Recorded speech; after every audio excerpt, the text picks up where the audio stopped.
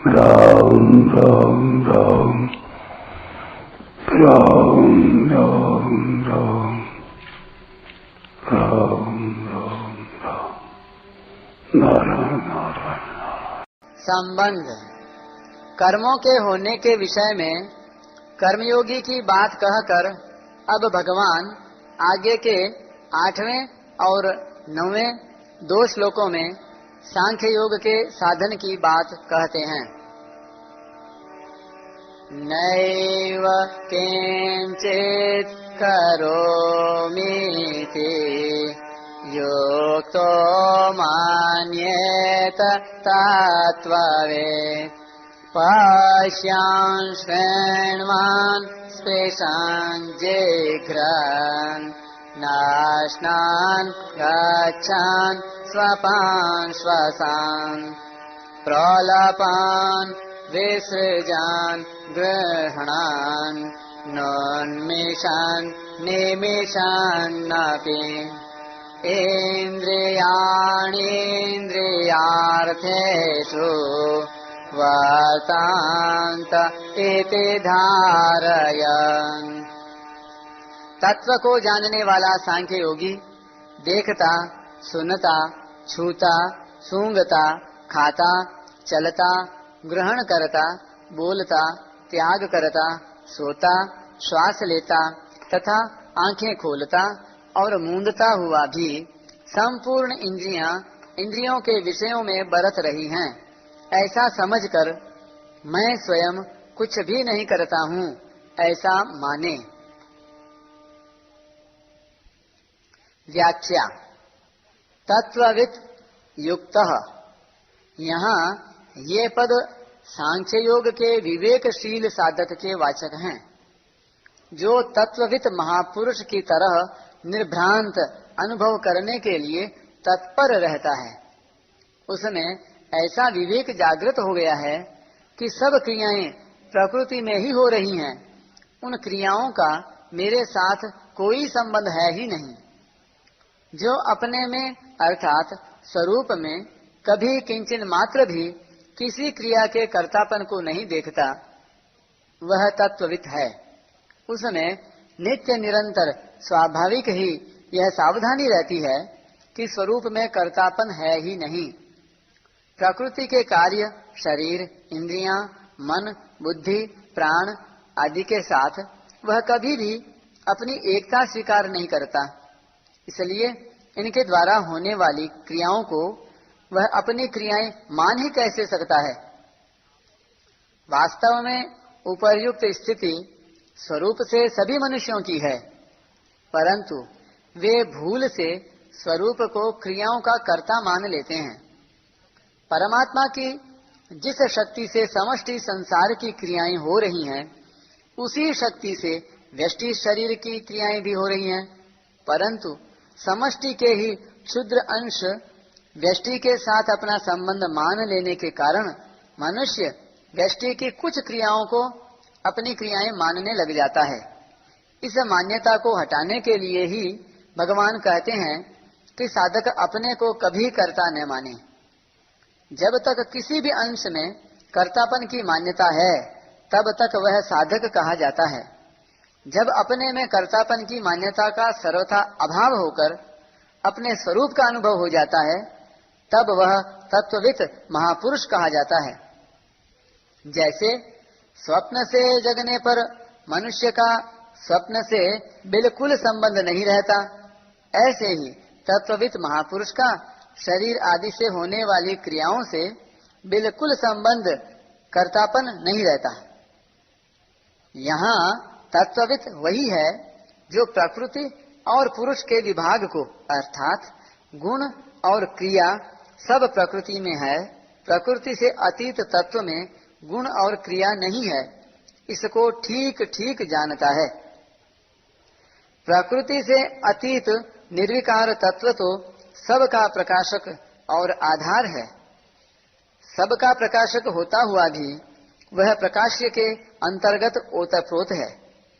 प्रकाश्य यानी शरीर आदि में घुला मिला रहने पर भी प्रकाशक प्रकाशक ही है और प्रकाश्य प्रकाश्य ही है। ऐसे ही वह सबका आधार होता हुआ भी सबके आधेय के कण कण में व्याप्त है, पर वह कभी आधेय नहीं होता। कारण कि जो प्रकाशक और आधार है उसमें करना और होना नहीं है।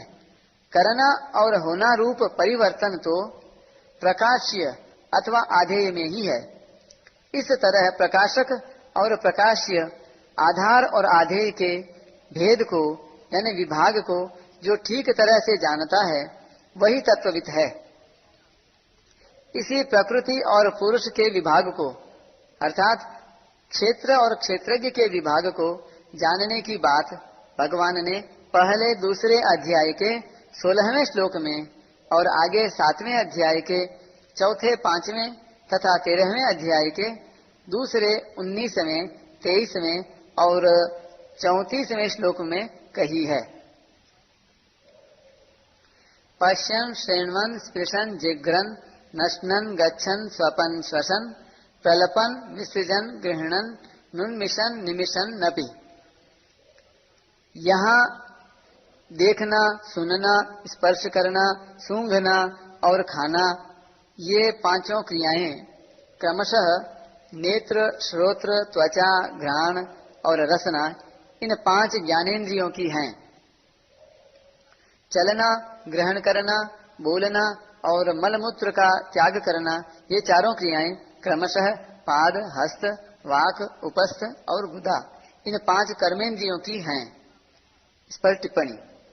यहाँ पांचों कर्मेंद्रियों की क्रियाओं का वर्णन 4 क्रियाओं के अंतर्गत किया गया है, अर्थात विसर्जन क्रिया के अंतर्गत ही उपस्थ और गुदा की क्रियाओं का वर्णन किया गया है।